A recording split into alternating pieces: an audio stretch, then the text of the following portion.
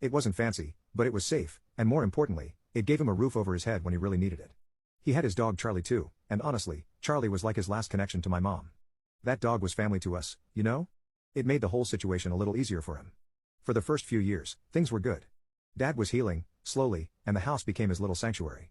He got back on his feet as much as anyone could after something like that, and Charlie was always there by his side, keeping him company. I'd visit every weekend, and it became our routine. Charlie would wag his tail like crazy whenever I showed up, and we'd hang out in the backyard, grilling burgers, catching up, just trying to enjoy life again after everything that had happened. Then Sandy came into the picture. They met through some mutual friends, and before I knew it, they were married. I wasn't against it or anything. I mean, I was happy for my dad if this was what he needed. Sandy seemed all right at first, you know? She was polite, always had a smile, and she seemed like she genuinely cared about my dad. So when he said she was moving in, I didn't have a problem with it. It's his life, after all, even if it's technically my house. As long as he was happy, that's all that mattered. But here's where things started getting a little weird. First, it was just Sandy moving in, fine. Then, out of nowhere, her daughter Tina shows up with all her stuff like she's moving in too. Now, Tina's in her late 20s, a grown adult, so it's not like she's some kid who needs a place to crash for a weekend. No, she's there to stay. I didn't say anything because, again, it's my dad's life, and I wanted to respect that. But still, it was a little strange, right? A few months go by, and I start noticing things. Every time I visit, there's more of Sandy's stuff everywhere.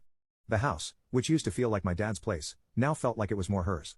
Whatever, I told myself, Dad's happy, let it be. But then, just when I thought it couldn't get more crowded, Beth, the younger daughter, moves in. Now it's a full house, Sandy, Tina, Beth, and my dad all under one roof. And you can imagine how that went. At first, I tried to let it go. I mean, yeah, it was weird seeing my dad's home being slowly taken over by Sandy and her daughters, but what could I do? I'm not going to tell my dad how to live his life. But things started getting worse. The vibe in the house shifted. Suddenly, my dad's opinion didn't seem to matter much anymore. Everything was about what Sandy and her daughters wanted.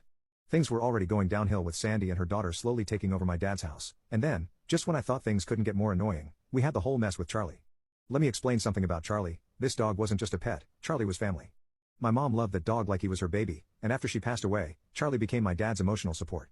It was like Charlie was the one thing keeping him grounded after everything that happened. I know some people don't get that, but if you've ever had a dog, you know what I mean. So, you can imagine how much it pissed me off when Beth, Sandy's youngest daughter, started complaining about Charlie. Like, really? Charlie was old, harmless, and spent 90% of his day either sleeping or chasing his own tail when he wasn't too tired. But one day, out of the blue, Beth comes up with this whole thing about how Charlie makes her uncomfortable. She said she didn't feel safe with him around. Now, I'm not one to dismiss people's fears, but come on, this was Charlie, not some rabid wolf. The guy was 12 years old, could barely make it up the stairs without needing a break, and was about as dangerous as a pillow. I didn't take it seriously at first, thought maybe she was just being dramatic, but Sandy, of course, jumped in to back her up, making a whole big deal out of it. She started saying that maybe it was time for Charlie to find a new home, like he was some unwanted furniture that needed to be thrown out. That was my breaking point.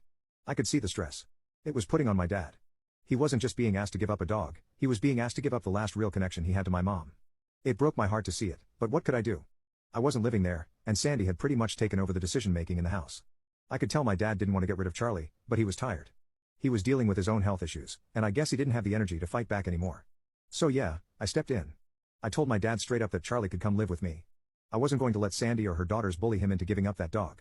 My dad was relieved, but I could tell it still hurt him. I mean, he didn't want to give up Charlie, but he knew it was the only way to stop the constant arguing in the house. Sandy acted like she was doing him some huge favor by letting me take Charlie in, but I knew better. It wasn't about Charlie, it was about control. She and her daughters wanted to be the ones calling all the shots, and Charlie was just another way to push my dad out of the decision-making process in his own home.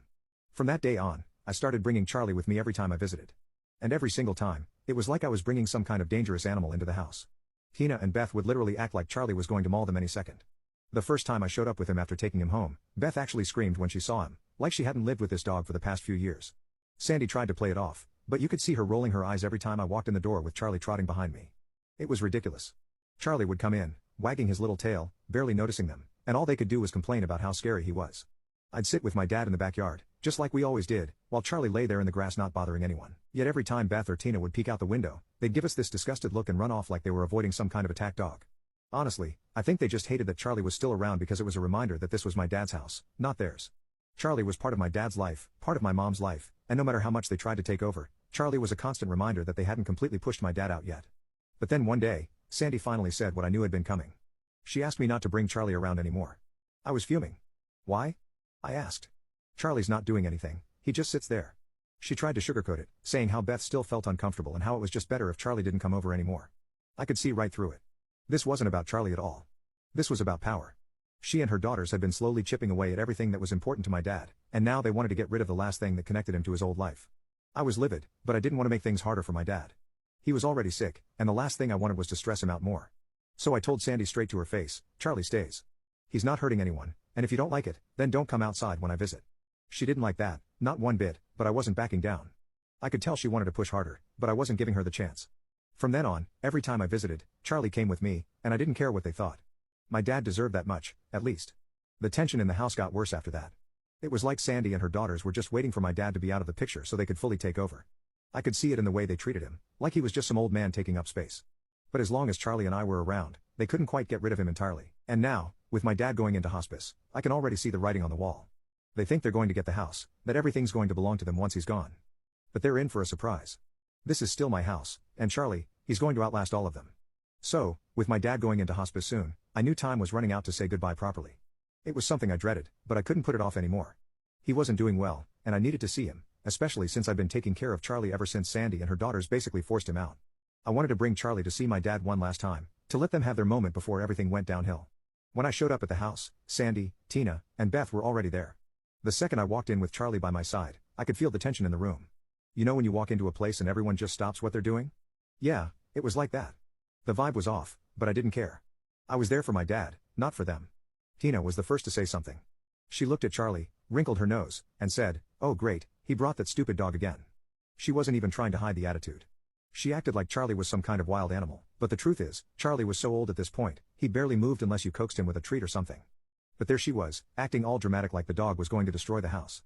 I took a deep breath and ignored her. I wasn't about to start a fight right then, even though I could feel my blood boiling. I just said, "I'm here to see Dad." Now you can watch the second part by pressing share and more.